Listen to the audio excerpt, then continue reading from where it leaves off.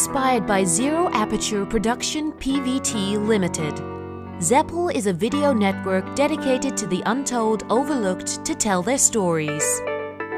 મારું નામ કડીવાર મોહમ્મદ અફઝલ અમીનભાઈ, ગામ પીપળિયારા, તાલુકો વાંકાનેર. મેં 2017થી હળદરની ખેતી કરેલ છે. 2017માં મારે 2 વીઘાનું હળદરની ખેતી કરી હતી. 400 મણ થઈ હતી. 400 મણ થઈ પછી 100 મણનો પાકો માલ કર્યો હતો અને 100 મણ બિયારણમાં વેચી હતી.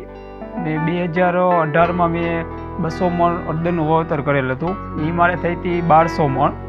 1200 મણ હળદર થઈ પછી બિયારણમાં વેચી મેં અને પછી વાવી છે મેં. અને એનું કુલ વીઘે 200થી 250 મણનું ઉત્પાદન મળે છે 1 વીઘામાંથી. અને હું તો મેં 2 એકરની વાવેલી છે હળદર.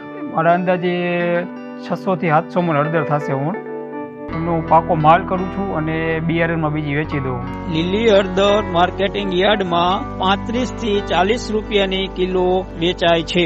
અને હળદરમાં કોઈ જાતનો રોગ આવતો નથી. અને બીજો એક મેઇન ફાયદો એ છે કે હળદરમાં રોજ કે ભૂંડનો કોઈ ત્રાસ હોય તો એ ખાતો નથી અને કોઈ છૂપો એવો કાંઈ ખર્ચો નથી.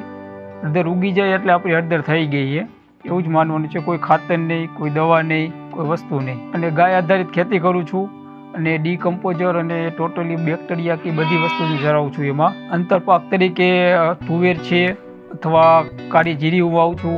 અને ટોટલ વસ્તુ તલી, ગઈ સાલ તલી હતી મારે, એનો પણ ભાવ હળદરનો ખર્ચો આપણો બિયારણનો ઉપાડી લે છે. અંતરપાક તરીકે ગમે તે વસ્તુ વાવેલી હોય ને તો એ આપણો બિયારણનો ખર્ચો ઉપડી જાય છે એમાંથી. અને બીજી ડિટેલમાં એક એ છે કે 54ની જારીએ હળદરનું વાવેતર થાય છે અને 30 ઇંચનો પારો પહોળો થાય છે, 1 ફૂટ પારો ઊંચો થાય છે અને એમાં વચ્ચે 2 સા થાય છે. અને ટપક હોય તો નળી પાથરી દેવાની અને ટપક ન હોય તો રેડ પાઈ શકીએ છીએ.